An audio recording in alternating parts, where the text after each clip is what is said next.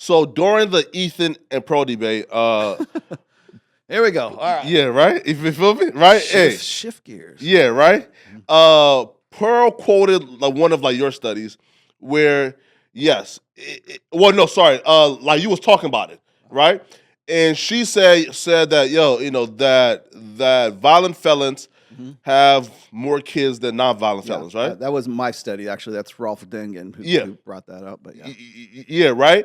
And Ethan asked her to quote her source, and she said Rollo. Yeah. Right. And of course, I'm quoting Steve Stewart Williams. So I'm quoting Rob Henderson. I'm quoting God Sod. I'm quoting Ralph Dingen. I'm quoting Dr. David Buss. Right. I'm quoting those people, but like, what was Rollo? He was the one who told me this. Yeah. Right. Clean up my mess. I shit the bed. Come on, clean it up. Yes. Yeah. No. Right. And then Destiny accused you of texting Pearl talking points like mid-debate. I don't say jack shit to Pearl anymore. No, especially after that bullshit she pulled with Nick Fuentes, man. No. Oh, okay. Speak on that. I do not talk to Pearl anymore. I've completely cut her off. She is why?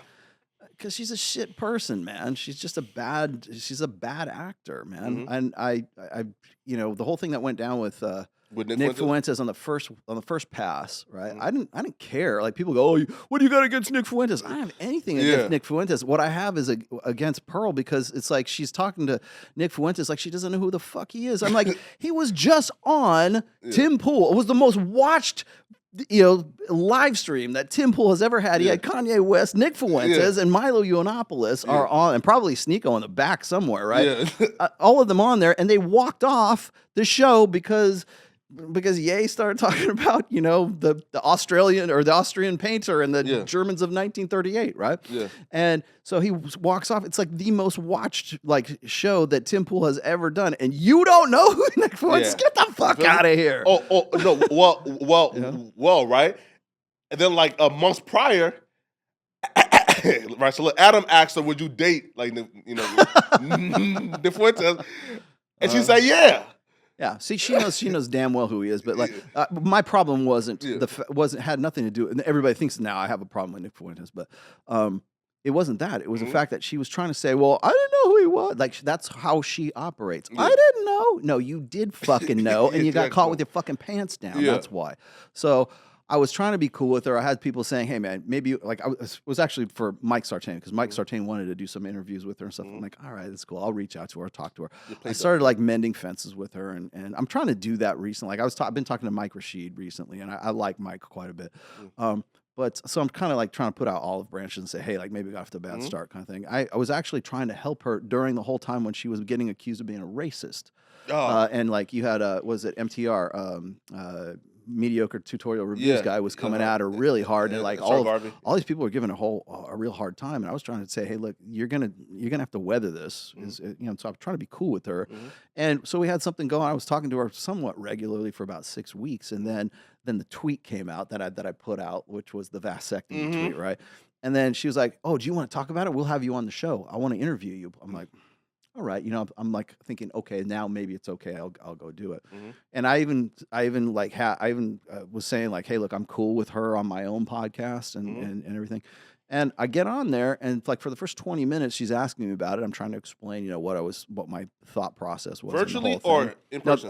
No, it was on StreamYard. It was Zoom. No, it was a Zoom call. Zoom. Okay. It was a Zoom call. And so I'm on there, and I'm talking to her, and she seemed like she was all about it. And then she's like, well, 5 minutes before we were supposed to go, she goes, "I'm going to take some phone calls, during the thing." I'm like, all right, fine. Sure. It wasn't phone calls. It was Isabella Moody. It was Nick Fuentes. It was Bryson, and then there was another dude that was on there. She ambushed you. And Glenn actually came. I invited Glenn. Oh, she ambushed you then. Yeah, basically ambushed me. And Nick Fuentes is on there, and I'm like, really?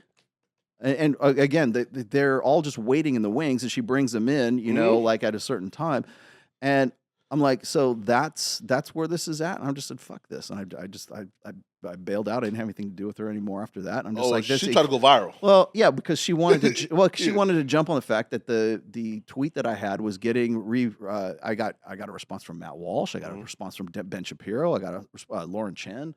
trying to think who else was responding to it. So I was getting, yeah, Ruslan. I had like that tweet went to like 7.1 million views on that. And so of course she wanted to jump on that. I was happy to give it to her at the time, but now I realize that she just wanted to bring Nick, even after we had all this conversation about Nick Fuentes, I'm like, okay, that's fucked up. Yeah. That is fucked up. And so of course what I said this, I said, look, I started talking about like, you know, the elves. Yes, I started talking about the Germans of 1938. So anything that I knew that YouTube was going to have a problem with.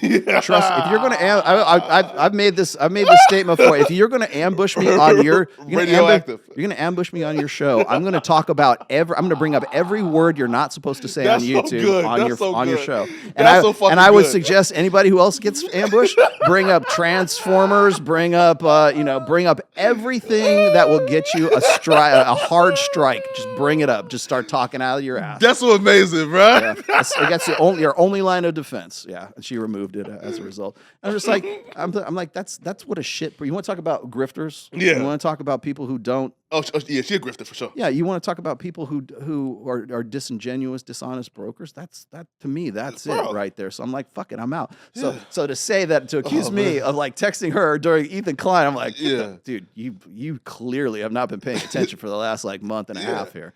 Man, wait, listen, all right, because so one, bro, like a Rollo and Nick Fuentes like debate is worth much more than just the Zoom time. You feel me? Like, right? Yeah. Like y'all two coming together to like has to be like an actual like event for the culture. Nick Fuentes is auditioning for the role of Richard Spencer for the next upcoming election cycle. That's what he's doing. Yeah, I mean, you got to remember, like, during the 2016 campaign, during the last one, during the 2021, there's always a cast of characters. Like, they're always the same characters are there, but the actors change, right? So, like, I remember when Mike Cernovich was a big deal back in 2016. Like, where is he now? He's not really doing much of anything. But that sort of that guy who is the on the street, you know, on the ground kind of, you know, citizen reporter. That's a role that somebody's going to fill at some point. The Richard Spencer role is Richard Spencer's gone, right? But but now you've got Nick Fuentes who wants to be in that role as well. So and by the way, if you go back and you look at like who was popular on social media during the election cycle of the 2016 and then 2020, you'll see cast of characters and you'll see those same characters. They'll be played by different people, but they'll all be. Those characters will still be there because that's what informs the narrative that gets you from, you know, January of next year to the second Tuesday in November, or the first Tuesday in November of the same year. All right, so you see it. We just hit 500K. You know what that means? That means you gotta subscribe and get us to 600K because we are dangerously close to 666K. Let's go.